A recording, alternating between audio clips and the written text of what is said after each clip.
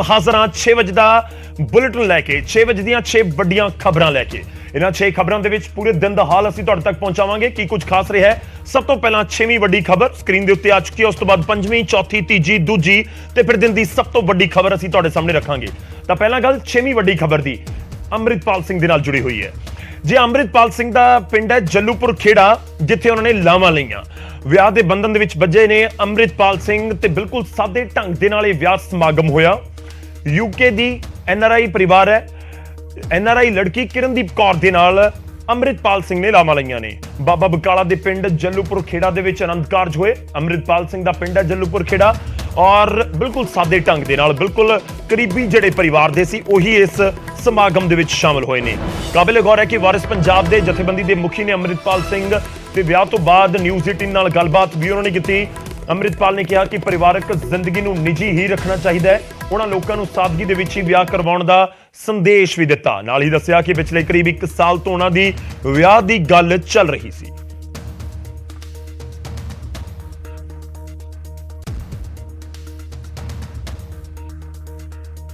पातशाह की कृपा ने संयोग बने हैं ਉਹਦੇ ਚ ਜਿਹੜਾ ਵਿਆਹ ਸ਼ਾਦੀ ਦਾ ਕੋਈ ਵੀ ਸਮਾਗਮ ਹੈ ਉਹ ਇਦਾਂ ਦਾ ਹੋਣਾ ਚਾਹੀਦਾ ਵੀ ਨਾ ਅਗਲਿਆਂ ਤੇ ਕੋਈ ਬੰਦਕ ਬੋਝ ਪਵੇ ਨਾ ਸਾਡੇ ਤੇ ਪਵੇ। ਇੱਕ ਦਿਨ ਦੀ ਇਹ ਖੁਸ਼ੀ ਪਰਿਵਾਰਕ ਹੈ, ਇਹਨੂੰ ਨਿੱਜੀ ਤੌਰ ਤੇ ਮਨਾਉਣਾ ਚਾਹੀਦਾ। ਸਤਿਗੁਰੂ ਸੱਚੇ ਪਾਤਸ਼ਾਹ ਦਾ ਆਸ਼ੀਰਵਾਦ ਲੈ ਕੇ ਜਿਹੜਾ ਇਹ ਜੀਵਨ ਹੈ ਗ੍ਰਸਥ ਜੀਵਨ ਜਿਹੜਾ ਸਤਿਗੁਰੂ ਦਾ ਹੁਕਮ ਹੀ ਹੈ ਉਹਨੂੰ ਸ਼ੁਰੂ ਕਰਨਾ ਚਾਹੀਦਾ। ਸੋ ਸਾਦਗੀ ਸਭ ਤੋਂ ਜ਼ਰੂਰੀ ਹੈ। ਕਈ ਵਾਰ ਨਾ ਕੁਝ ਚੀਜ਼ਾਂ ਆਪਾਂ ਪ੍ਰਾਈਵੇਟ ਰੱਖਣਾ ਚਾਹੁੰਦੇ ਹਾਂ। ਮੈਂ ਪਬਲਿਕ ਦੇ ਵਿੱਚ ਵਿਚਰਦਾ ਪਰ ਮੈਂ ਨਹੀਂ ਚਾਹੁੰਦਾ ਵੀ ਮੇਰਾ ਪਰਿਵਾਰ ਜਿਹੜਾ ਵਾ ਉਹ ਪਬਲਿਕ ਦੇ ਵਿੱਚ ਉਹਨਾਂ ਦਾ ਕੋਈ ਤਸਵੀਰਾਂ ਸਾਹਮਣੇ ਆਉਣ। ਸੋ ਇਹ ਬੇਨਤੀ ਵੀ ਹੈ ਵੀ ਜਿਹੜੀ ਪ੍ਰਾਈਵੇਟ ਲਾਈਫ ਹੈ ਇਹਨੂੰ ਪ੍ਰਾਈਵੇਟ ਰਹਿਣ ਦਿੱਤਾ ਜਾਵੇ। ਇਸ ਕਰਕੇ ਸਾਨੂੰ ਇਹ ਮੁਸ਼ਕਲ ਦੀ ਵਜ੍ਹਾ ਕਰਕੇ ਸਾਨੂੰ ਇਹ ਸ਼ਿਫਟ ਕਰਨਾ ਪਿਆ, ਕਿਉਂਕਿ ਉੱਥੇ ਮੀਡੀਆ ਜਿਹੜਾ ਸੀ ਅਸੀਂ ਅਵੋਇਡ ਨਹੀਂ ਸੀ ਕਰ ਸਕਦੇ। ਇਮੀਡੀਏਟਲੀ ਸਾਨੂੰ ਇਹ ਪਲਾਨ ਚੇਂਜ ਕਰਨੇ ਪਏ। ਇਹ ਪਰਿਵਾਰਕ ਦੀ ਰਸਮ ਹੈ, ਦੋ ਪਰਿਵਾਰਾਂ ਦਾ, ਦੋ ਜੀਆਂ ਦਾ ਮੇਲ ਹੈ। ਸਤਿਗੁਰ ਦੀ ਹਜ਼ੂਰੀ ਚਾਹੀਦੀ ਹੈ, ਹੋਰ ਕੁਝ ਬਹੁਤਾ ਨਹੀਂ ਚਾਹੀਦਾ ਤਾਮਝਾਮ। ਸੋ ਜਿੰਨਾ ਸਾਦਾ ਹੋ ਸਕੇ ਉਹਨਾਂ ਚੰਗਾ। ਤਾਂ 4 ਤਸਵੀਰਾਂ ਵੀ ਜਾਰੀ ਕੀਤੀਆਂ ਗਈਆਂ ਅਮਰਿਤਪਾਲ ਸਿੰਘ ਦੀ ਟੀਮ ਦੇ ਵੱਲੋਂ। ਕਾਬਿਲੇ ਗੌਰ ਹੈ ਵੀ ਕਿ ਇਹਨਾਂ 4 ਤਸਵੀਰਾਂ ਦੇ ਵਿੱਚ ਕਿਰਨਦੀਪ ਕੌਰ ਦੀ ਤਸਵੀਰ ਨਜ਼ਰ ਨਹੀਂ ਆ ਰਹੀ, ਅਮਰਿਤਪਾਲ ਜ਼ਰੂਰ ਨਜ਼ਰ ਆ ਰਹੇ ਨੇ। ਨਿੱਜੀ ਮਾਮਲਾ ਹੈ, ਉਹਨਾਂ ਨੇ ਇਹ ਵੀ ਇਸ ਦੇ ਉੱਤੇ ਜ਼ਰੂਰ ਕਿਹਾ। ਅੱਗੇ ਵਧਦੇ ਹਾਂ ਤੇ ਅਗਲੀ ਵੱਡੀ ਖਬਰ ਦਾ ਰੁਖ ਕਰਦੇ ਹਾਂ। ਦਿਨ ਦੀ 5ਵੀਂ ਵੱਡੀ ਖਬਰ ਕੀ ਹੈ ਉਸ ਦਾ ਰੁਖ ਕਰਦੇ ਹਾਂ। ਦਿਨ ਦੀ 5ਵੀਂ ਵੱਡੀ ਖਬਰ ਆਏਗੀ ਸਕਰੀਨ ਦੇ ਉੱਤੇ। ਨਸ਼ੇ ਦੇ ਨਾਲ ਡਰੱਗ ਪੈਡਲਿੰਗ ਦੇ ਨਾਲ ਜੁੜੀ ਹੋਈ ਹੈ ਤੇ ਬਹੁਤ ਚਿੰਤਾ ਵਾਲੀ ਗੱਲ ਇਹ ਹੈ ਕਿ नाबालग का नाम सामने आ रहा है। नाबालग तस्कर अदालत दे विच पेश किया गया। अमृतसर काउंटर इंटेलिजेंस ने पेश किया, स्क्रीन दे उत्ते आ चुकी है। अमृतसर काउंटर इंटेलिजेंस ने अदालत दे विच पेश किया करीब 15 तुसीं कह सकते हो 15 किलो हैरोइन का मामला है पूरा हैगा। 15 फरवरी तक भेज दिता गया है। नाबालग नूं भी जेल ते मुलजम दे कोलों 8,40,000 रुपए की नकदी बरामद हुई सी। करीब 15 किलो तक हैरोइन बरामद की गई सी। ड्रोन के जरिए जिहड़ी सब तो वड्डी इस समय समस्या नजर आउंदी है, ड्रोन के जरिए पाकिस्तान वाले पासे तो भारत वाले पासे पूरी खेप पहुंची हुई सी। मुलजम के कोलों 15 किलो हैरोइन मिली सी। 8,40,000 की नकदी भी बरामद की गई सी। पाकिस्तान तो हैरोइन की खेप मंगवाई गई सी। अदालत विच पेश किया गया नाबालग नूं, जिस नूं काबू किया गया सी क्योंकि नाबालग है, इस करके 15 फरवरी तक उसनूं बाल जेल दे विच भेजिया गया है। जो देश का कानून कहता है उसके मुताबिक ही कार्रवाई हो रही है। यह भी एक चिंता वाली गल जरूर है इस समय कि नाबालगां नूं भी इस तरीके के धंधे दे विच वरतिया जा रहा है। बच्चों की तरह ने 15-16 साल का कोई होवे टीनेजर तो उन्होंने कितनी की नॉलेज होएगी कि कितना को गलत काम कर रहे हैं ते उसनूं भी मोहरा बना रहे ने जिहड़े नशे दे तस्कर ने। क्योंकि जुवेनाइल जदों कोर्ट दे कोल जांदा है पूरा मामला तो उत्थे ज़्यादा उस बच्चे नूं भी सज़ा नहीं दी जा सकती। जो जुवेनाइल दे हिसाब दे नाल हुंदा है, कोर्ट दे हिसाब दे नाल हुंदा है, उही सज़ा हो सकती है। खैर फिलहाल बाल जेल दे विच भेज दिता गया 15 तरीक तक इन्हां बाल।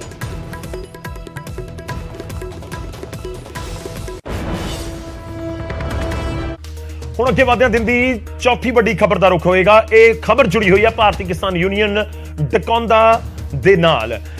भारतीय किसान यूनियन डकौंदा दे विचाले होर गरमाउंदा होया पूरा विवाद नजर आ रहा है। भारतीय किसान यूनियन डकौंदा दो फाड़ हुंदी नजर आ रही है। मनजीत धनेर ने गंभीर इल्जाम लगाए ने। तां एक पासे धड़ा नजर आउंदा है यूनियन प्रधान बूटा सिंह बुर्जगिल दा ते दूजे पासे धनेर ने ते बुर्जगिल दे उत्ते इल्जाम लगाए जा रहे हैं कि केंद्र दीयां एजेंसियां दे नाल मिली भुगत रही है BKU ਡਕੌਂਦਾ ਦੇ ਪ੍ਰਧਾਨ ਬੂਟਾ ਸਿੰਘ ਬੁਰਜਗਿੱਲ ਦੀ। ਤਾਂ ਇਹਨਾਂ ਇਲਜ਼ਾਮਾਂ ਦੇ ਨਾਲ ਬੂਟਾ ਸਿੰਘ ਬੁਰਜਗਿੱਲ ਨੂੰ ਘੇਰਿਆ ਜਾ ਰਿਹਾ ਹੈ। ਉਹਨਾਂ ਦੀ ਹੀ ਜਥੇਬੰਦੀ ਦੇ ਅੰਦਰ ਮਨਜੀਤ ਧਨੇਰ ਨੇ ਉਹਨਾਂ ਦੇ ਵੱਲੋਂ ਗੰਭੀਰ ਇਲਜ਼ਾਮ ਲਗਾ ਰਹੇ ਨੇ ਤੇ ਕਹਿ ਰਹੇ ਨੇ ਕਿ ਭਾਰਤੀ ਕਿਸਾਨ ਯੂਨੀਅਨ ਡਕੌਂਦਾ ਦੇ ਪ੍ਰਧਾਨ ਬੂਟਾ ਸਿੰਘ ਬੁਰਜਗਿੱਲ ਕੇਂਦਰ ਦੇ ਨਾਲ ਮਿਲੀ ਭੁਗਤ ਉਹਨਾਂ ਦੀ। ਜਨਰਲ ਸਕੱਤਰ ਜਗਮੋਹਨ ਪਟਿਆਲਾ ਤੇ ਗੁਰਮੀਤ ਸਿੰਘ ਭੱਟੀਵਾਲ ਤੇ ਵੀ ਗੰਭੀਰ ਇਲਜ਼ਾਮ ਲਗਾਏ ਗਏ। ਕੇਂਦਰ ਦੀਆਂ ਏਜੰਸੀਆਂ ਦੇ ਨਾਲ ਮਿਲੀ ਭੁਗਤ ਦੇ ਇਲਜ਼ਾਮ ਲਗਾਏ ਗਏ ਨੇ ਤੇ ਕਿਹਾ ਗਿਆ ਕਿ ਤਿੰਨੋਂ ਲੀਡਰ ਕੇਂਦਰੀ ਮੰਤਰੀ ਨਰਿੰਦਰ ਤੋਮਰ ਦੇ ਨਾਲ ਮੀਟਿੰਗਾਂ ਕਰਦੇ ਰਹੇ। ਬੀਜੇਪੀ ਨੂੰ ਸਿਆਸੀ ਰਾਹ ਦੇਣ ਦੇ ਲਈ ਭਾਰਤੀ ਕਿਸਾਨ ਯੂਨੀਅਨ ਡਕੌਂਦਾ ਨੂੰ ਬਰਬਾਦ ਕੀਤਾ ਗਿਆ। ਅੰਦੋਲਨ ਖਤਮ ਹੋਣ ਤੋਂ ਇੱਕ ਹਫ਼ਤਾ ਪਹਿਲਾਂ ਹੀ ਤੰਬੂ ਹਟਾਉਣ ਦੇ ਲਈ ਕਹਿ ਦਿੱਤਾ ਗਿਆ। ਦਰਅਸਲ ਇਹ ਕਿਹਾ ਜਾ ਰਿਹਾ, ਮਨਜੀਤ ਧਨੇਰ ਜੋ ਇਲਜ਼ਾਮ ਲਗਾ ਰਹੇ ਨੇ ਕਿ ਸੰਯੁਕਤ ਕਿਸਾਨ ਮੋਰਚੇ ਨੇ ਜਦੋਂ ਦਿੱਲੀ ਦੇ ਬਾਰਡਰ ਦੇ ਉੱਤੇ ਜਿਹੜਾ ਧਰਨਾ ਪ੍ਰਦਰਸ਼ਨ ਜਾਰੀ ਸੀ ਤਾਂ ਉਸ ਸਮੇਂ ਕਿਹਾ ਗਿਆ ਸੀ ਕਿ 11 ਤਰੀਕ ਨੂੰ ਯਾਨੀ 11 ਦਸੰਬਰ ਨੂੰ ਵਾਪਸੀ ਕੀਤੀ ਜਾਵੇਗੀ। ਪਰ ਦੂਜੇ ਪਾਸੇ BKU ਡਕੌਂਦਾ ਦੇ ਵੱਲੋਂ ਪਹਿਲਾਂ ਹੀ ਕਰੀਬ ਇੱਕ ਹਫ਼ਤਾ ਪਹਿਲਾਂ 3-4 ਤਰੀਕ ਦੇ ਨੇੜੇ ਹੀ ਕਹਿ ਦਿੱਤਾ ਗਿਆ ਕਿ ਇੱਥੋਂ ਤੰਬੂ ਹਟਾਉਣੇ ਸ਼ੁਰੂ ਕਰ ਦਿਓ ਜਾਂ ਤੰਬੂ ਹਟਾਉਣੇ ਸ਼ੁਰੂ ਕਰ ਦਿੱਤੇ ਗਏ। ਪਰ ਏਜੰਸੀਆਂ ਦੇ ਦਬਾਅ ਹੇਠ ਇੱਕ ਹਫ਼ਤਾ ਪਹਿਲਾਂ ਹੀ ਮੋਰਚਾ ਚੁੱਕ ਲਿਆ ਗਿਆ। ਇਸ ਤਰੀਕੇ ਦੇ ਇਲਜ਼ਾਮ ਲਗਾਏ ਜਾ ਰਹੇ ਨੇ ਤੇ ਇਹ ਵੀ ਮਨਜੀਤ ਧਨੇਰ ਨੇ ਕਿਹਾ ਕਿ ਹੁਣ ਜਨਰਲ ਕੌਂਸਲ BKU ਡਕੌਂਦਾ ਦੀ ਜਲਦ ਸੱਦੀ ਜਾਵੇਗੀ। ਜਨਰਲ ਕੌਂਸਲ ਦੇ ਵਿੱਚ ਜਥੇਬੰਦੀ ਦੇ ਪ੍ਰਧਾਨ ਦੇ ਉੱਤੇ ਵੀ ਫੈਸਲਾ ਹੋਏਗਾ। ਦੱਸ ਦਈਏ ਕਿ ਸੂਬਾ ਪ੍ਰਧਾਨ ਬੂਟਾ ਸਿੰਘ ਬੁਰਜਗਿੱਲ ਨੇ ਕੁਝ ਦਿਨ ਪਹਿਲਾਂ ਜਥੇਬੰਦੀ ਦੇ ਸੂਬਾ ਸੀਨੀਅਰ ਮੀਤ ਪ੍ਰਧਾਨ ਮਨਜੀਤ ਸਿੰਘ ਧਨੇਰ ਤੇ 3 ਹੋਰ ਸੂਬਾਈ ਆਗੂਆਂ ਦੇ ਸਨੇਚੇ ਆਗੂਆਂ ਨੂੰ ਬਰਖਾਸਤ ਕਰ ਦਿੱਤਾ ਸੀ, ਜਿਸ ਤੋਂ ਬਾਅਦ BKU ਡਕੌਂਦਾ ਦੇ ਵਿੱਚ ਵਿਵਾਦ ਡੂੰਘਾ ਹੁੰਦਾ ਨਜ਼ਰ ਆਇਆ ਤੇ ਵਿਵਾਦ ਇੰਨਾ ਵਧਿਆ ਕਿ ਹੁਣ ਦੋ ਧੜੇ ਸਾਫ਼ ਤੌਰ ਤੇ BKU ਡਕੌਂਦਾ ਦੇ ਵਿੱਚ ਨਜ਼ਰ ਆ ਰਹੇ ਨੇ। ਕਾਬਿਲੇ ਗੌਰ ਵੀ ਹੈ SKM ਦੇ ਵਿੱਚ ਜਦੋਂ ਦਿੱਲੀ ਮੋਰਚਾ ਲੱਗਿਆ ਹੋਇਆ ਸੀ ਤਾਂ ਉਸ ਸਮੇਂ BKU ਡਕੌਂਦਾ ਬੂਟਾ ਸਿੰਘ ਬੁਰਜਗਿੱਲ ਖੂਬ ਸੁਰਖੀਆਂ ਦੇ ਵਿੱਚ ਰਹਿੰਦੇ ਸਨ।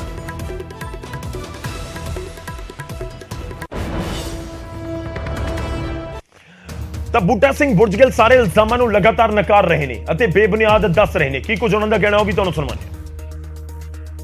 ਘੋਲ ਜਿੱਤਿਆ ਗਿਆ। ਹੁਣ ਜਦੋਂ ਸਾਡਾ ਸੂਬਾ ਪ੍ਰਧਾਨ ਇਹ ਬੋਲਦਾ ਵੀ ਕਿਸੇ ਗੱਲ ਦਾ ਸਬੂਤ ਦਿਓ, ਹੁਣ ਇੰਨੇ ਸਬੂਤ ਸਾਨੂੰ ਕਿਹੜਾ ਪਤਾ ਸੀ ਵੀ ਐ ਹੋਣੀ ਆ ਵੀ ਅਸੀਂ ਸਬੂਤ ਰੱਖਦੇ ਹਨ। ਪਰ ਇੱਕ ਗੱਲ ਦਾ ਸਬੂਤ ਮੈਂ ਦੇ ਦਿੰਦਾ, ਇਹ ਸੰਗਰੂਰ ਜ਼ਿਲ੍ਹੇ ਵਾਲੇ ਲੋਕ ਬੈਠੇ ਆ, ਘੱਟੋ ਘੱਟ 4-5 ਦਿਨ, ਮੈਂ ਤਾਂ 4 ਕਹਿੰਦਾ ਸੀ, ਇਹ ਲੋਕ ਜ਼ਿਆਦਾ ਕਹਿੰਦੇ 5-6 ਦਿਨ ਪਹਿਲਾਂ ਵੀ ਸਿੰਘੂ ਬਾਰਡਰ ਤੋਂ ਤੰਬੂ ਪਟਾਏ ਗਏ। ਸਾਡੀ ਜਥੇਬੰਦੀ ਦੇ ਤੰਬੂ ਇਹ ਕਹਿ ਕੇ ਪਟਾਏ ਗਏ, ਬੂਟਾ ਸਿੰਘ ਬੁਰਜਗਿੱਲ ਨੇ ਕਿਹਾ, ਗੁਰਮੀਤ ਸਿੰਘ ਭੱਟੀਵਾਲ ਨੇ ਮੀਟਿੰਗ ਕਰਾਈ ਆ ਤੇ ਆਪਣਾ ਜਗਮੋਹਨ ਸਿੰਘ ਕੋਲੇ ਸੀ ਬਈ ਹੁਣ ਇੱਥੇ ਕੀ ਆ ਲੈਣ ਦੇਣ ਨੂੰ, ਹੁਣ ਘਰਾਂ ਨੂੰ ਚੱਲੋ। ਅਸੀਂ ਤਾਂ ਚੱਲੇ ਆ, ਅਸੀਂ ਤੁਹਾਨੂੰ ਵੀ ਸੁਨੇਹਾ ਦੇਣਾ ਵੀ ਆ ਜਾਓ। ਵੱਡੀ ਗਿਣਤੀ ਜਿਹੜੇ ਉੱਥੋਂ ਸਾਡੇ ਲੋਕ ਸੀ ਜਿਹੜੇ ਉਹਨਾਂ ਦੇ ਆਖੇ ਲੱਗੇ, ਉਹਨਾਂ ਨੇ ਤੰਬੂ ਇਹਦਾ ਜਵਾਬ ਜਿਸ ਭਾਸ਼ਾ 'ਚ ਇਹਨੇ ਮੰਗਿਆ ਉਸ ਭਾਸ਼ਾ 'ਚ ਦਿੱਤਾ ਸੀ। ਜੋ ਪੜਤਾਲੀਆ ਕਮੇਟੀ ਦੀ ਮਤਲਬ ਸਾਥੋਂ ਰਿਪੋਰਟ ਆਊਗੀ, ਸਾਥੋਂ ਜਵਾਬ ਮੰਗੂਗੀ, ਅਸੀਂ ਉਹਦਾ ਜਵਾਬ ਦੇਵਾਂਗੇ। ਅਸੀਂ ਦੋਨੇ ਜਨਰਲ ਸਕੱਤਰ ਤੇ ਮੈਂ ਸੰਯੁਕਤ ਕਿਸਾਨ ਮੋਰਚੇ ਦੇ ਨੁਮਾਇੰਦੇ ਹਾਂ। ਅਸੀਂ ਜੇ ਕਿਸੇ ਨੇ ਕੋਈ ਕੁਤਾਹੀ ਕੀਤੀ ਹੈ, ਡਿਸਪਲਿਨ ਦੀ ਉਲੰਘਣਾ ਕੀਤੀ ਹੈ ਦਿੱਲੀ ਮੋਰਚੇ ਚੱਲਦੇ ਦੌਰਾਨ, ਅਸੀਂ ਉਹਨਾਂ ਤੇ ਕਾਰਵਾਈ ਕੀਤੀ ਹੈ। ਰਵਾਇਤ ਆ ਰੁਲਦੂ ਸਿੰਘ ਮਾਨਸਾ ਤੇ ਕੀਤੀ, ਗੁਰਨਾਮ ਚੜੂਨੀ ਤੇ ਕੀਤੀ, ਜੋਗਿੰਦਰ ਯਾਦਵ ਤੇ ਕੀਤੀ, ਸਰਜੀਤ ਫੂਲ ਤੇ ਕੀਤੀ, ਹੋਰਾਂ ਤੇ ਵੀ ਕਈਆਂ ਤੇ ਕਾਰਵਾਈ ਅਸੀਂ ਕੀਤੀ ਹੈ। ਕਿਸੇ ਨੂੰ ਮਹੀਨੇ ਲਈ ਸਸਪੈਂਡ, ਕਿਸੇ ਨੂੰ 2 ਮਹੀਨੇ ਦੇ ਲਈ ਸਸਪੈਂਡ। ਅਗਰ ਸਾਡੀ ਕੋਈ ਕੁਤਾਹੀ ਫੜੀ ਜਾਂਦੀ ਹੈ, ਸਿੱਧ ਹੋ ਜਾਂਦੀ ਹੈ, ਜੋ ਸੰਯੁਕਤ ਮੋਰਚਾ ਸਾਨੂੰ ਸਜ਼ਾ ਦੇਊਗਾ ਅਸੀਂ ਤਿਆਰ ਹਾਂ ਉਹਦੇ ਲਈ, ਡਿਸਪਲਿਨ ਦੇ ਵਿੱਚ ਰਹਾਂਗੇ। ਤਾਂ ਵਿਵਾਦ ਤਾਂ ਵਾਧਾ ਹੋਇਆ ਨਜ਼ਰ ਆ ਰਿਹਾ ਤੇ ਭਾਰਤੀ ਕਿਸਾਨ ਯੂਨੀਅਨ ਡਕੌਂਦਾ ਦੋ ਫਾੜ ਹੁੰਦੀ ਨਜ਼ਰ ਆ ਰਹੀ ਹੈ। ਹੁਣ ਜਨਰਲ ਕੌਂਸਲ ਦੀ ਮੀਟਿੰਗ ਦੇ ਵਿੱਚ ਕੌਣ-ਕੌਣ ਪਹੁੰਚਦਾ ਤੇ ਪ੍ਰਧਾਨ ਨੂੰ ਲੈ ਕੇ ਕੀ ਫੈਸਲਾ ਲਿਆ ਜਾਂਦਾ ਉਸ ਤੇ ਨਜ਼ਰ ਰਹੇਗੀ। ਅਗਲੀ ਖਬਰ ਦਾ ਰੁਖ ਕਰਦੇ ਹਾਂ। ਤੀਜੀ ਦਿਨ ਦੀ ਵੱਡੀ ਖਬਰ ਹੈ ਸਿਮਰਜੀਤ ਸਿੰਘ ਬੈਂਸ ਦੇ ਨਾਲ ਜੁੜੀ ਹੋਈ। ਬੈਂਸ 7 ਮਹੀਨੇ ਬਾਅਦ ਜੇਲ੍ਹ ਤੋਂ ਰਿਹਾ ਹੋ ਗਏ ਨੇ। ਕਰੀਬ 7 ਮਹੀਨੇ ਬਾਅਦ ਬਰਨਾਲਾ ਜੇਲ੍ਹ ਤੋਂ ਬਾਹਰ ਆਏ ਨੇ ਸਿਮਰਜੀਤ ਸਿੰਘ ਬੈਂਸ। ਲੋਕ ਇਨਸਾਫ ਪਾਰਟੀ ਦੇ ਮੁਖੀ ਨੇ ਔਰ ਇੱਕ ਰੇਪ ਕੇਸ ਦੇ ਵਿੱਚ ਜੇਲ੍ਹ ਦੇ ਵਿੱਚ ਬੰਦ ਸਨ। ਹਾਲਾਂਕਿ ਵੱਖ-ਵੱਖ ਕੇਸਿਸ ਸੀ। ਸਾਰੇ ਮਾਮਲਿਆਂ ਦੇ ਵਿੱਚ ਜ਼ਮਾਨਤ ਮਿਲਣ ਤੋਂ ਬਾਅਦ ਜੇਲ੍ਹ ਤੋਂ ਬਾਹਰ ਆ ਚੁੱਕੇ ਨੇ। ਵੱਡੀ ਗਿਣਤੀ ਦੇ ਵਿੱਚ ਬਰਨਾਲਾ ਜੇਲ੍ਹ ਦੇ ਬਾਹਰ ਵੀ ਬੈਂਸ ਦੇ ਸਮਰਥਕਾਂ ਦਾ ਤਾਂਤਾ ਲੱਗਿਆ ਹੋਇਆ ਸੀ। ਉੱਥੇ ਵੈਲਕਮ ਕਰਨ ਦੇ ਲਈ, ਢੋਲ ਨਗਾੜਿਆਂ ਦੇ ਨਾਲ ਵੈਲਕਮ ਕਰਨ ਦੇ ਲਈ ਬੈਂਸ ਦੇ ਸਮਰਥਕ ਉੱਥੇ ਪਹੁੰਚੇ ਹੋਏ ਸਨ। ਕਾਬਿਲੇ ਗੌਰ ਹੈ ਕਿ ਬੈਂਸ ਨੂੰ ਬਲਾਤਕਾਰ ਸਣੇ ਸਾਰੇ ਕੇਸਿਸ ਦੇ ਵਿੱਚ ਜ਼ਮਾਨਤ ਮਿਲ ਚੁੱਕੀ ਹੈ। ਜ਼ਮਾਨਤ ਦਾ ਸਿੱਧਾ ਜਿਹਾ ਮਤਲਬ ਹੈ ਕਿ ਸਾਰੇ ਕੇਸਿਸ 'ਚ ਜ਼ਮਾਨਤ ਮਿਲ ਗਈ ਤਾਂ ਉਹ ਜੇਲ੍ਹ ਤੋਂ ਬਾਹਰ ਆ ਸਕਦੇ ਨੇ ਤੇ ਜੇਲ੍ਹ ਤੋਂ ਬਾਹਰ ਬੈਂਸ ਆ ਵੀ ਗਏ ਤਾਂ ਉਹਨਾਂ ਦੇ ਸਮਰਥਕਾਂ ਨੇ ਇਸ ਨੂੰ ਪੂਰੀ ਸਾਜ਼ਿਸ਼ ਕਰਾਰ ਦਿੱਤਾ ਹੈ। ਕਾਬਿਲੇ ਗੌਰ ਹੈ ਕਿ ਬੈਂਸ ਲੁਧਿਆਣਾ ਦੇ ਨਾਲ ਤਾਲੁਕ ਰੱਖਦੇ ਨੇ। ਬੈਂਸ ਤੇ ਉਹਨਾਂ ਦੇ ਭਰਾ ਦੋਵੇਂ 2017 ਦੇ ਵਿੱਚ ਵੀ ਵਿਧਾਇਕ ਚੁਣੇ ਗਏ ਸੀ, ਪਰ 2022 ਦੀਆਂ ਚੋਣਾਂ ਦੇ ਵਿੱਚ ਦੋਵੇਂ ਭਰਾ ਆਪਣੀ ਸੀਟ ਨੂੰ ਬਚਾ ਨਹੀਂ ਸਕੇ। ਲੁਧਿਆਣਾ ਸਾਊਥ ਅਤੇ ਆਤਮਨਗਰ ਸੀਟ ਦੋਵੇਂ ਸੀਟਾਂ ਦੇ ਉੱਤੇ ਜਿੱਤ ਹਾਸਲ ਨਹੀਂ ਕਰ ਸਕੇ ਸੀ। ਖੈਰ ਪੋਲੀਟੀਕਲ ਤੌਰ ਦੇ ਉੱਤੇ ਵੀ ਕਿਤੇ ਨਾ ਕਿਤੇ ਝਟਕਾ ਲੱਗਿਆ ਸਿਮਰਜੀਤ ਸਿੰਘ ਬੈਂਸ ਤੇ ਉਹਨਾਂ ਦੇ ਸਮਰਥਕਾਂ ਨੂੰ, ਤੇ ਉਸ ਤੋਂ ਬਾਅਦ ਕਰੀਬ 7 ਮਹੀਨੇ ਤੋਂ ਇਲੈਕਸ਼ਨ ਤੋਂ ਬਾਅਦ ਬੈਂਸ ਦੀ ਗ੍ਰਿਫਤਾਰੀ ਹੁੰਦੀ ਹੈ ਔਰ 7 ਮਹੀਨੇ ਤੋਂ ਬੈਂਸ ਜੇਲ੍ਹ ਦੇ ਵਿੱਚ ਬੰਦ ਸੀ। ਬਲਾਤਕਾਰ ਤੇ ਕੁਝ ਹੋਰ ਕੇਸਿਸ ਦੇ ਵਿੱਚ ਸਾਰੇ ਕੇਸਿਸ 'ਚੋਂ ਜ਼ਮਾਨਤ ਮਿਲ ਚੁੱਕੀ ਹੈ ਤੇ ਬੈਂਸ ਜੇਲ੍ਹ ਤੋਂ ਬਾਹਰ ਆ ਚੁੱਕੇ ਨੇ। ਵੱਡੀ ਗਿਣਤੀ ਦੇ ਵਿੱਚ ਉਹਨਾਂ ਦਾ ਵੈਲਕਮ ਕਰਨ ਦੇ ਲਈ ਜਿਹੜੇ ਉਹਨਾਂ ਦੇ ਸਮਰਥਕ ਨੇ ਉਹ ਬਰਨਾਲਾ ਜੇਲ੍ਹ ਵੀ ਪਹੁੰਚੇ ਹੋਏ ਸੀ। ਇਨਫੈਕਟ ਲੁਧਿਆਣਾ ਵੀ ਕੁਝ ਹੀ ਪਲਾਂ ਦੇ ਵਿੱਚ ਬੈਂਸ ਪਹੁੰਚ ਰਹੇ ਨੇ, ਤਾਂ ਉੱਥੇ ਵੀ ਬਹੁਤ ਵੱਡੀ ਗਿਣਤੀ ਦੇ ਵਿੱਚ ਲੋਕ ਇਕੱਠੇ, ਜਿਹੜੇ ਉਹਨਾਂ ਦੇ ਸਮਰਥਕ ਹੈ, ਇਕੱਠੇ ਹੋ ਰੱਖੇ ਨੇ। ਮੈਂ ਸਭ ਤੋਂ ਪਹਿਲਾਂ ਪੰਜਾਬੀਆਂ ਦੀਆਂ ਦੁਆਵਾਂ ਦਾ ਧੰਨਵਾਦ ਕਰਦਾ। ਗੁਰੂ ਸਾਹਿਬ ਦਾ ਦਿਲ ਦੀਆਂ ਗਹਿਰਾਈਆਂ 'ਚੋਂ ਦੋਨੋਂ ਹੱਥ ਜੋੜ ਕੇ ਧੰਨਵਾਦ। ਤੇ ਸਭ ਤੋਂ ਵੱਡਾ ਜਿਹਦੇ 'ਚ ਮੇਰਾ ਵਿਸ਼ਵਾਸ ਹੈ, ਜਿਹੜਾ ਮੇਰੇ ਲਈ ਦੇਵਤਾ, ਜਿਹੜਾ ਮੇਰੇ ਲਈ ਨਿਆਂ ਦਾ ਮੰਦਰ ਹੈ, ਉਹ ਮਾਨਯੋਗ ਹਾਈ ਕੋਰਟ ਜਿਹਨੇ ਜ਼ਮਾਨਤ ਦੇਣ ਲੱਗਿਆ ਸੱਚਾਈ ਨੂੰ ਦੇਖ ਕੇ ਟਿੱਪਣੀਆਂ ਕੀਤੀਆਂ ਨੇ, ਉਹਨਾਂ ਟਿੱਪਣੀਆਂ ਦੀ ਬਦੌਲਤ ਅੱਜ ਸੰਗਤ ਦਾ ਉਤਸ਼ਾਹ। ਮੈਂ ਤੁਹਾਡੇ ਜ਼ਰੀਏ ਇਹ ਗੱਲ ਕਹਿ ਦੇਣੀ ਚਾਹੁੰਦਾ ਕਿ ਮੇਰੇ ਉੱਤੇ 26 ਮੁਕੱਦਮੇ, ਜਿਨ੍ਹਾਂ ਦੇ ਵਿੱਚੋਂ 16 ਦੀ ਹੁਣ ਵੇਲ ਹੋਈ ਆ, ਤੇ ਹੁਣ ਆਖਰੀ ਹੱਥਕੰਡਾ ਧਮਕੀ ਮੰਨੂ ਸਾਡੀ ਦਾਤਰੀ, ਅਸੀਂ ਮੰਨੂ ਦੇ ਹੋਏ ਜਿਉਂ ਮੰਨੂ ਵੜਦਾ ਅਸੀਂ ਢੂੰਡ ਚਵਾਏ ਹੋਏ। ਮੈਂ ਡਰਨ ਵਾਲਾ ਨਹੀਂ, ਮੇਰਾ ਆਖਰੀ ਸਵਾਸ ਪੰਜਾਬੀਆਂ ਦੀ ਸੇਵਾ ਦੇ ਵਿੱਚ, ਕਰਪਸ਼ਨ ਖਤਮ ਕਰਨ ਦੇ ਵਿੱਚ, ਅਨਿਆਂ ਕਰਨ ਵਾਲੇ ਲੋਕਾਂ ਦੇ ਵਿਰੁੱਧ ਪੰਜਾਬੀਆਂ ਨੂੰ ਨਾਲ ਲੈ ਕੇ ਸੰਘਰਸ਼ ਕਰਨ ਦਾ ਆਖਰੀ ਸਵਾਸ ਤੱਕ ਵਾਧਾ। ਤਾਂ ਆਪਣੇ ਸਮਰਥਕਾਂ ਦਾ ਧੰਨਵਾਦ ਕਰਦੇ ਹੋਏ ਬੈਂਸ ਨਜ਼ਰ ਆ ਰਹੇ ਨੇ। ਪੋਲੀਟੀਕਲ ਤੌਰ ਦੇ ਉੱਤੇ ਕਿਸ ਤਰੀਕੇ ਨਾਲ ਉਹ ਆਪਣੀ ਪਾਰਟੀ ਤੇ ਖੁਦ ਦਾ ਰਿਵਾਈਵਲ ਕਰਨਗੇ, ਇਹ ਵੀ ਇੱਕ ਵੱਡਾ ਸਵਾਲ ਜ਼ਰੂਰ ਹੈ। ਦਿਨ ਦੀ ਦੂਜੀ ਵੱਡੀ ਖਬਰ ਦਾ ਅਸੀਂ ਰੁਖ ਕਰਦੇ ਹਾਂ। ਇਹ ਖਬਰ ਜੁੜੀ ਹੋਈ ਹੈ ਚੰਡੀਗੜ੍ਹ ਬਾਰਡਰ ਦੇ ਉੱਤੇ, ਚੰਡੀਗੜ੍ਹ ਮੋਹਾਲੀ ਬਾਰਡਰ ਦੇ ਉੱਤੇ ਲੱਗੇ ਹੋਏ ਪੱਕੇ ਮੋਰਚੇ ਦੇ ਨਾਲ। ਇੱਕ ਵਾਰ ਦੁਬਾਰਾ ਵਾਪਸ ਮੁੜ ਗਿਆ ਕੌਮੀ ਇਨਸਾਫ ਮੋਰਚੇ ਦਾ ਜੱਥਾ, ਜੋ ਚੰਡੀਗੜ੍ਹ ਦੇ ਵਿੱਚ ਐਂਟਰੀ ਕਰਨਾ ਚਾਹੁੰਦਾ ਸੀ। ਕਾਬਿਲੇ ਗੌਰ ਹੈ ਕਿ ਲਗਾਤਾਰ 31 ਮੈਂਬਰੀ ਜੱਥਾ ਚੰਡੀਗੜ੍ਹ ਦੇ ਵਿੱਚ ਐਂਟਰੀ ਕਰਨ ਦੇ ਲਈ ਅੱਗੇ ਵਧਦਾ ਹੈ। ਕੱਲ ਵੀ ਵਧਿਆ, ਨਹੀਂ ਅੱਗੇ ਜਾਣ ਦਿੱਤਾ ਗਿਆ ਚੰਡੀਗੜ੍ਹ ਪੁਲਿਸ ਦੇ ਵੱਲੋਂ, ਤਾਂ ਉੱਥੇ ਹੀ ਬੈਠ ਕੇ ਉਹਨਾਂ ਨੇ ਸਤਨਾਮ ਵਾਹਿਗੁਰੂ ਦਾ ਜਾਪ ਕੀਤਾ ਤੇ ਉਸ ਤੋਂ ਬਾਅਦ ਵਾਪਸ ਮੁੜਨਾ ਪਿਆ। ਕੁਝ ਸੇਮ ਅੱਜ ਹੁੰਦਾ ਹੋਇਆ ਵੀ ਨਜ਼ਰ ਆਇਆ। ਅੱਜ ਵੀ 31 ਮੈਂਬਰੀ ਜੱਥਾ ਅੱਗੇ ਵਧਣ ਦੀ ਕੋਸ਼ਿਸ਼ ਕਰ ਰਿਹਾ ਸੀ ਤੇ ਉਹਨਾਂ ਦੇ ਵੱਲੋਂ ਚੰਡੀਗੜ੍ਹ 'ਚ ਐਂਟਰੀ ਕਰਨ ਦੀ ਕੋਸ਼ਿਸ਼ ਕੀਤੀ ਜਾ ਰਹੀ ਸੀ, ਪਰ ਪੁਲਿਸ ਨੇ ਬੈਰੀਕੇਡਿੰਗ ਕੀਤੀ ਹੋਈ ਸੀ। ਵੱਡੀ ਗਿਣਤੀ 'ਚ ਪੁਲਿਸ ਦੇ ਜਵਾਨ ਉੱਥੇ ਤੈਨਾਤ ਕੀਤੇ ਗਏ ਸਨ, ਰੋਕ ਲਏ ਗਏ 31 ਮੈਂਬਰੀ ਜੱਥੇ ਦੇ ਜਿਹੜੇ ਨੁਮਾਇੰਦੇ ਸੀ ਉਹਨਾਂ ਨੂੰ, ਤੇ ਉਸ ਤੋਂ ਅੱਗੇ ਨਹੀਂ ਜਾਣ ਦਿੱਤਾ ਗਿਆ। ਤੇ ਫਿਰ ਕੱਲ ਵਰਗਾ ਹੀ ਪੂਰਾ ਸੀਨ ਹੋਇਆ। ਅੱਜ ਦੁਬਾਰਾ ਉਹ ਸੜਕ ਦੇ ਉੱਤੇ ਹੀ ਬੈਠ ਗਏ, ਉੱਥੇ ਬੈਠ ਕੇ ਹੀ ਉਹਨਾਂ ਨੇ ਜਾਪ ਸ਼ੁਰੂ ਕਰ ਦਿੱਤਾ ਤੇ ਉੱਥੋਂ ਦੁਬਾਰਾ ਗੱਲਬਾਤ ਕਰਕੇ ਫਿਰ ਵਾਪਸ ਉਹ ਚਲੇ ਗਏ। ਤਾਂ ਵਾਪਸ ਮੁੜਿਆ ਜੱਥਾ ਚੰਡੀਗੜ੍ਹ ਬਾਰਡਰ ਤੋਂ ਧਰਨਾ ਜੋ ਕਰਨ ਰਹੇ ਸੀ ਤੇ ਉੱਥੇ ਵਾਪਸ ਮੁੜ ਗਿਆ। ਔਰ ਕਾਬਿਲੇ ਗੌਰ ਹੈ ਕਿ ਉਹਨਾਂ ਦੇ ਵੱਲੋਂ ਇਹ ਵੀ ਕਿਹਾ ਜਾ ਰਿਹਾ ਕਿ ਕੱਲ ਚੰਡੀਗੜ੍ਹ ਵਾਲੇ ਪਾਸੇ ਦੁਬਾਰਾ ਕੂਚ ਕੀਤਾ ਜਾਵੇਗਾ। ਕੱਲ ਨਵੇਂ ਰੂਟ ਤੋਂ ਪ੍ਰਦਰਸ਼ਨ ਕਰਾਂਗੇ, ਐਂਟਰ ਕਰਨ ਦੀ ਕੋਸ਼ਿਸ਼ ਕਰਾਂਗੇ। ਮੋਰਚੇ ਦੇ ਵੱਲੋਂ ਇਹ ਵੀ ਬਿਆਨ ਦੇ ਦਿੱਤਾ ਗਿਆ, ਯਾਨੀ ਕਿ ਚੰਡੀਗੜ੍ਹ ਪੁਲਿਸ ਦੇ ਲਈ ਭਲਕੇ ਹੋਰ ਚੁਣੌਤੀਆਂ ਵਾਲਾ ਦਿਨ ਜ਼ਰੂਰ ਹੋ ਸਕਦਾ ਹੈ ਕਿ ਜੇਕਰ ਕਿਸੇ ਹੋਰ ਰੂਟ ਤੋਂ ਐਂਟਰੀ ਕਰਨ ਦੀ ਕੋਸ਼ਿਸ਼ ਕਰਦੇ ਨੇ। ਚੰਡੀਗੜ੍ਹ ਹਿੰਸਾ ਤੋਂ ਬਾਅਦ ਵੱਡੀ ਮੀਟਿੰਗ ਵੀ ਹੋਈ ਹੈ। ਪੰਜਾਬ ਤੇ ਚੰਡੀਗੜ੍ਹ ਪੁਲਿਸ ਦੇ ਵੱਡੇ ਅਧਿਕਾਰੀ ਮੀਟਿੰਗ ਦੇ ਵਿੱਚ ਬੈਠੇ। ਤਾਲਮੇਲ ਨੂੰ ਲੈ ਕੇ ਡੀਜੀਪੀ ਪੰਜਾਬ ਗੌਰਵ ਯਾਦਵ ਅਤੇ ਡੀਜੀਪੀ ਚੰਡੀਗੜ੍ਹ ਇਸ ਬੈਠਕ ਦੇ ਵਿੱਚ ਮੌਜੂਦ ਰਹੇ। ਕਈ ਹੋਰ ਪੁਲਿਸ ਅਧਿਕਾਰੀ ਵੀ ਇਸ ਬੈਠਕ ਦੇ ਵਿੱਚ ਸੀ ਔਰ ਚੰਡੀਗੜ੍ਹ ਬਾਰਡਰ ਤੇ ਹੋਈ ਹਿੰਸਾ ਨੂੰ ਲੈ ਕੇ ਵੀ ਇਸ ਦੇ ਵਿੱਚ ਚਰਚਾ ਕੀਤੀ ਗਈ। ਦੋਵਾਂ ਦੇ ਵਿਚਾਲੇ ਦੋਵਾਂ ਪੁਲਿਸ ਦੇ ਜਿਹੜੇ ਅਧਿਕਾਰੀ ਨੇ, ਚੰਡੀਗੜ੍ਹ ਤੇ ਮੋਹਾਲੀ ਪੁਲਿਸ ਜਾਂ ਕਹੀਏ ਕਿ ਪੰਜਾਬ ਪੁਲਿਸ, ਦੋਵਾਂ ਦੇ ਵਿਚਾਲੇ ਬਿਹਤਰ ਤਾਲਮੇਲ ਨੂੰ ਲੈ ਕੇ ਮੀਟਿੰਗ ਹੋਈ ਹੈ। ਔਰ ਇਸ ਮੀਟਿੰਗ ਦੇ ਵਿੱਚ ਪੰਜਾਬ ਦੇ ਏਡੀਜੀਪੀ ਲਾਅ ਐਂਡ ਆਰਡਰ ਔਰ ਰੋਪੜ ਰੇਂਜ ਦੇ ਆਈਜੀ ਅਤੇ ਚੰਡੀਗੜ੍ਹ ਤੇ ਮੋਹਾਲੀ ਦੇ ਐਸਐਸਪੀ ਵੀ ਮੌਜੂਦ ਰਹੇ। ਤਾਂ ਸਥਿਤੀ ਜਿਸ ਤਰੀਕੇ ਨਾਲ ਬਣੀ, ਕਿਸ ਤਰੀਕੇ ਨਾਲ ਉਸ ਨਾਲ ਹੈਂਡਲ ਕੀਤਾ ਜਾਵੇ, ਜਾਂ ਜੋ ਹਿੰਸਾ 2 ਦਿਨ ਪਹਿਲਾਂ ਹੋਈ ਸੀ ਉਸ ਦੇ ਨਾਲ ਕਿਵੇਂ ਨਜਿੱਠਿਆ ਜਾਵੇ, ਜੇ ਦੁਬਾਰਾ ਉਸ ਤਰੀਕੇ ਦੇ ਹਾਲਾਤ ਬਣਦੇ ਨੇ ਤਾਂ ਉਸ ਨੂੰ ਲੈ ਕੇ ਪੂਰੀ ਗੱਲਬਾਤ ਕੀਤੀ ਗਈ। ਸਾਨੂੰ ਸਵੇਰ ਦੇ ਲਾਰੇ ਲਾਏ ਜਾ ਰਹੇ ਹਨ ਵੀ ਅਸੀਂ ਤੁਹਾਨੂੰ ਦੱਸਦੇ ਹਾਂ, ਹੁਣ ਬੁਲਾਉਂਦੇ ਹਾਂ, ਹੁਣ ਕਰਦੇ ਹਾਂ। ਲਾਸਟ ਵੀ ਅਸੀਂ ਇੰਨਾ ਵੀ ਕਿਹਾ ਵੀ ਸਾਨੂੰ 5 ਸਿੰਘਾਂ ਨੂੰ ਉੱਥੇ ਜਾਣ ਦਿਓ, ਅਸੀਂ ਅਰਦਾਸ ਕਰਕੇ ਸਿਮਰਨ ਕਰਕੇ ਮੁੜ ਆਵਾਂਗੇ। ਹੁਣ ਅਸੀਂ ਆਪਣੇ ਮੋਰਚੇ ਵੱਲ ਵਾਪਸ ਜਾ ਰਹੇ ਹਾਂ। ਜੋ ਦੁਬਾਰਾ ਪ੍ਰਬੰਧਕਾਂ ਵੱਲੋਂ ਸਾਨੂੰ ਹੁਕਮ ਹੋਏਗਾ ਅਸੀਂ ਉਸ ਅਨੁਸਾਰ ਆਪਣੇ ਲੋਕ ਅਗਲੀ ਕਾਰਵਾਈ ਪਾਵਾਂਗੇ। ਕੱਲ ਨੂੰ ਅਸੀਂ ਇਹਨਾਂ ਨੂੰ ਵਾਰਨ ਕਰਦਾ ਹੈ ਵੀ ਅਸੀਂ ਇੱਥੋਂ ਨਹੀਂ ਜਾਣ ਦੇਣਾ, ਅਸੀਂ ਦੂਜੇ ਰਸਤੇ ਨੂੰ ਆਵਾਂਗੇ। ਫਿਰ ਕਿਸੇ ਨੂੰ ਜਾਣੋਗੇ, ਅਸੀਂ ਗ੍ਰਿਫਤਾਰੀਆਂ ਦੇਣ ਨੂੰ ਤਿਆਰ ਹਾਂ, ਸਾਨੂੰ ਗ੍ਰਿਫਤਾਰ ਕਰੋ। ਤਾਂ ਇਹ ਤਾਂ ਜਥੇਬੰਦੀ ਦੇ ਜਿਹੜੇ ਨੁਮਾਇੰਦੇ ਨੇ ਉਹਨਾਂ ਦੇ ਵੱਲੋਂ ਇਹ ਕਿਹਾ ਗਿਆ ਕਿ ਅਸੀਂ ਕੱਲ ਇੱਕ ਨਵੇਂ ਰੂਟ ਤੋਂ ਅੱਗੇ ਵਧਾਂਗੇ। ਦੂਜੇ ਪਾਸੇ ਚੰਡੀਗੜ੍ਹ ਦੇ ਵਿੱਚ ਮੀਟਿੰਗ ਹੋਈ ਹੈ ਤੇ ਉਸ ਮੀਟਿੰਗ ਤੋਂ ਬਾਅਦ ਪੰਜਾਬ ਪੁਲਿਸ ਦੇ ਟਵਿੱਟਰ ਹੈਂਡਲ ਤੋਂ ਟਵੀਟ ਕੀਤਾ ਗਿਆ ਤੇ ਉਸ ਦੇ ਵਿੱਚ ਲਿਖਿਆ ਗਿਆ ਕਿ ਚੰਡੀਗੜ੍ਹ ਸਥਿਤ ਹੈੱਡਕੁਆਟਰ ਦੇ ਉੱਤੇ ਪੰਜਾਬ ਪੁਲਿਸ ਤੇ ਚੰਡੀਗੜ੍ਹ ਪੁਲਿਸ ਦੇ ਵਿਚਾਲੇ ਅਹਿਮ ਮੀਟਿੰਗ ਹੋਈ, ਜਿਸ ਦੇ ਵਿੱਚ ਦੋਵੇਂ ਪੁਲਿਸ ਫੋਰਸ ਦੇ ਵਿਚਾਲੇ ਬਿਹਤਰ ਤਾਲਮੇਲ ਨੂੰ ਲੈ ਕੇ ਚਰਚਾ ਕੀਤੀ ਗਈ। ਮੀਟਿੰਗ ਦੇ ਵਿੱਚ DGP Punjab, DGP Chandigarh, ADGP law and order, IG Rupnagar range ਅਤੇ ਚੰਡੀਗੜ੍ਹ ਤੇ ਮੋਹਾਲੀ ਦੇ ਐਸਐਸਪੀ ਵੀ ਮੌਜੂਦ ਰਹੇ। ਇਸ ਟਵੀਟ ਦੇ ਵਿੱਚ ਚੰਡੀਗੜ੍ਹ ਮੋਹਾਲੀ ਬਾਰਡਰ ਦੇ ਉੱਤੇ ਜੋ ਮੋਰਚਾ ਜਾਰੀ ਹੈ ਉਸ ਨੂੰ ਲੈ ਕੇ ਕੋਈ ਚਰਚਾ ਜਾਂ ਕਹੀਏ ਕਿ ਉਸ ਨੂੰ ਲੈ ਕੇ ਕੁਝ ਨਹੀਂ ਲਿਖਿਆ ਗਿਆ, ਪਰ ਜਿਹੜੀ ਮੀਟਿੰਗ ਹੋਈ ਹੈ ਡਾਇਰੈਕਟਲੀ ਉਸੇ ਦੇ ਨਾਲ, ਉਸ ਪੂਰੇ ਪੱਕੇ ਮੋਰਚੇ ਦੇ ਨਾਲ, ਕੌਮੀ ਇਨਸਾਫ ਮੋਰਚੇ ਦੇ ਨਾਲ ਲਿੰਕ ਉਸ ਨੂੰ ਕੀਤਾ ਜਾ ਰਿਹਾ ਕਿ ਕੌਮੀ ਇਨਸਾਫ ਮੋਰਚੇ ਦੀ ਵਜ੍ਹਾ ਦੇ ਨਾਲ ਇਹ ਪੂਰੀ ਤਾਲਮੇਲ ਮੀਟਿੰਗ ਹੋਈ ਹੈ ਕਿ ਜੇਕਰ 2 ਦਿਨ ਪਹਿਲਾਂ ਵਰਗੇ ਹਾਲਾਤ ਬਣਦੇ ਨੇ ਤਾਂ ਫਿਰ ਉਸ ਦੇ ਨਾਲ ਕਿਵੇਂ ਨਜਿੱਠਿਆ ਜਾਵੇਗਾ।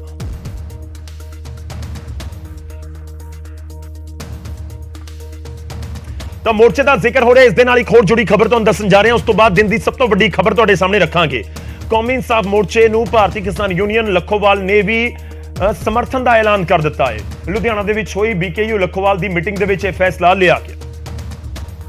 ਤੇ ਜਥਿਆਂ ਦੇ ਰੂਪ ਦੇ ਵਿੱਚ ਉੱਥੇ ਸ਼ਾਮਲ ਹੋਏ ਆ। ਮੋਰਚੇ ਦੇ ਵਿੱਚ ਜਿਹੜਾ ਮੋਰਚਾ ਮੋਹਾਲੀ ਦੇ ਵਿੱਚ ਲੱਗਿਆ ਹੋਇਆ, ਹਜ਼ਾਰਾਂ ਬੰਦਾ ਅਸੀਂ ਪਹਿਲਾਂ ਸ਼ਾਮਲ ਹੋਇਆ ਤੇ ਉੱਥੇ ਪੱਕੇ ਤੌਰ ਤੇ ਮੋਰਚੇ ਦੇ ਵਿੱਚ ਸਾਡੀਆਂ ਟਰਾਲੀਆਂ ਵੀ ਫੁੱਟ ਚੁੱਕੀਆਂ ਨੇ, ਟੈਂਟ ਵੀ ਸਾਡੇ ਲੱਗ ਚੁੱਕੇ ਆ ਤੇ ਅਸੀਂ ਅੱਜ ਡਿਊਟੀਆਂ ਵੀ ਲਾ ਦਿੱਤੀਆਂ ਨੇ। ਹਰੇਕ ਜ਼ਿਲ੍ਹਾ 7 ਦਿਨ ਉੱਥੇ ਬਕਾਇਦਾ ਤੌਰ ਤੇ ਰਹੂਗਾ। ਉਹ ਅੱਜ ਜ਼ਿਲ੍ਹਿਆਂ ਦੀਆਂ ਲਿਸਟਾਂ ਬਣਾ ਕੇ ਜ਼ਿਲ੍ਹਿਆਂ ਦੀਆਂ ਡਿਊਟੀਆਂ ਅਸੀਂ ਲਾ ਦਿੱਤੀਆਂ ਨੇ। ਪੱਕੇ ਤੌਰ ਤੇ ਸਾਡੇ ਬੰਦੇ ਉੱਥੇ ਮੋਰਚੇ ਦੇ ਵਿੱਚ ਸ਼ਾਮਲ। ਤਾਂ ਲੱਖੋਵਾਲ ਯੂਨੀਅਨ ਦਾ ਵੀ ਸਾਥ ਮੋਰਚੇ ਨੂੰ ਮਿਲਦਾ ਹੋਇਆ ਨਜ਼ਰ ਆ ਰਿਹਾ। ਜਿਸ ਤਰੀਕੇ ਨਾਲ ਹਰਿੰਦਰ ਸਿੰਘ ਲੱਖੋਵਾਲ ਬੋਲਦੇ ਹੋਏ ਨਜ਼ਰ ਆ ਰਹੇ ਸੀ, ਕਾਬਿਲੇ ਗੌਰ ਇਹ ਵੀ ਹੈ ਕਿ ਇਸ ਤੋਂ ਪਹਿਲਾਂ ਕਿਸਾਨ ਜਥੇਬੰਦੀਆਂ, ਕਈ ਕਿਸਾਨ ਜਥੇਬੰਦੀਆਂ ਨੇ ਵੀ ਮੋਰਚੇ ਦੇ ਸਮਰਥਨ ਦਾ ਐਲਾਨ ਕੀਤਾ ਸੀ।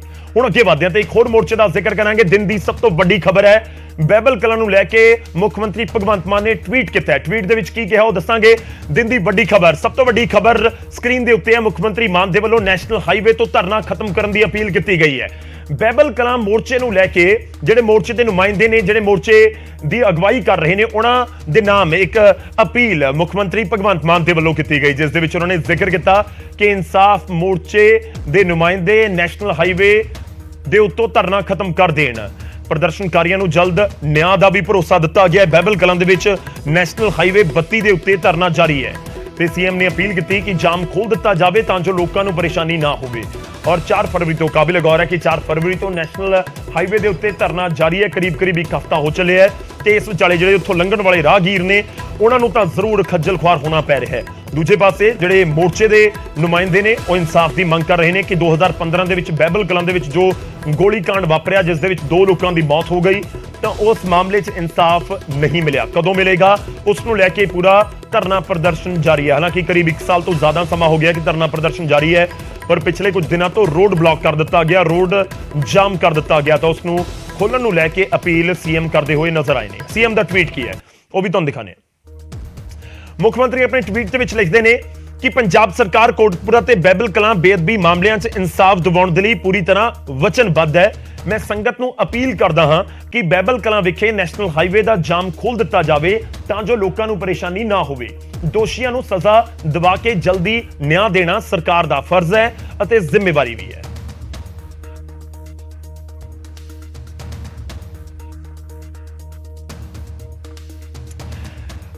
ਤਾਂ ਸੀਐਮ ਦੀ ਅਪੀਲ ਕਿੰਨਾ ਕੁ ਕੰਮ ਕਰਦੀ ਹੈ ਉਸ ਦੇ ਉੱਤੇ ਨਜ਼ਰ ਜ਼ਰੂਰ ਹੈ। ਹਾਲਾਂਕਿ ਤੁਹਾਨੂੰ ਇਹ ਵੀ ਦੱਸ ਦਈਏ ਕਿ ਸੁਖਰਾਜ ਜੋ ਮੋਰਚੇ ਦੀ ਨੁਮਾਇੰਦਗੀ ਕਰ ਰਹੇ ਨੇ, ਉਹਨਾਂ ਦੇ ਵੱਲੋਂ ਕ੍ਰਿਸ਼ਨ ਭਗਵਾਨ ਸਿੰਘ ਦੇ ਬੇਟੇ ਨੇ ਸੁਖਰਾਜ ਸਿੰਘ, ਉਹਨਾਂ ਦੇ ਵੱਲੋਂ ਇਹ ਸਾਫ਼ ਕੀਤਾ ਗਿਆ ਕਿ ਅਸੀਂ ਇਨਸਾਫ ਦੇ ਲਈ ਲੰਬੇ ਵੇਲੇ ਤੋਂ ਸੰਘਰਸ਼ ਕਰ ਰਹੇ ਹਾਂ, ਇਸ ਕਰਕੇ ਸਾਡਾ ਇਹ ਮੋਰਚਾ ਜਾਰੀ ਰਹੇਗਾ।